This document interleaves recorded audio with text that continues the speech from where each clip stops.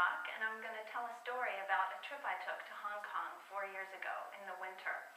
My husband and I were supposed to go from Dulles Airport to North Carolina, where we would then fly to Tokyo, Japan, and connect on a flight to Hong Kong. As it turned out, we did go to North Carolina, and then we spent about 5 hours in the air, and everything was going fine until the pilot made an announcement in Japanese, of course, because we were on Japan Airlines. And I should go back and add that when we were on the tarmac in North Carolina, the flight attendants were standing out by where the plane was going to take off, and they were waving very formally to wave us goodbye on our way off to Japan. So that was an indication of what was to come. We were about 1 hour outside of Anchorage, Alaska, to the west of Anchorage, and the pilot made an announcement that we would be turning around because of mechanical difficulties, and didn't elaborate on that really at all.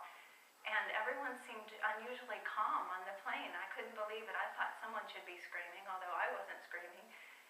Someone should have been.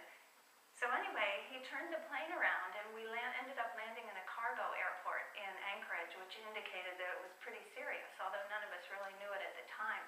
But as we were landing on the runway, on either side of where we were landing, there were about 100 ambulances and fire engines lined up all along the runway. And so then we started to get the feeling that it was pretty serious. And we ended up landing, and we got off of the plane and went into the airport, and through the window we could see that one of the engines, the right engine, was on fire. And of course none of us had known this the whole time, and several of the passengers immediately got out their cameras, and out of the window they started snapping pictures of the burning fuselage.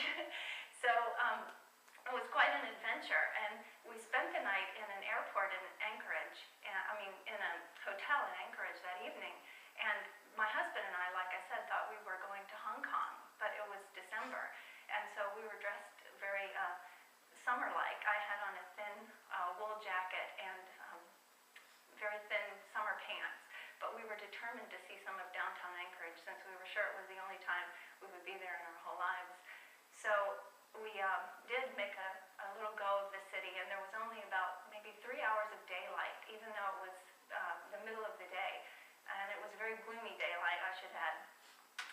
And the next morning we were to get back on a plane and head for Hong Kong as originally scheduled, and they put us back on the same plane. It was very perplexing, but it turned out they had replaced the engine overnight with another engine that had been flown in from Tokyo. So we all got back on the plane with much trepidation and flew to Hong Kong without event and landed the next day. So that's the story of my trip. The only trip I took to Asia, and I'm supposed to go this winter again, so I have some reservations, but we'll be brave.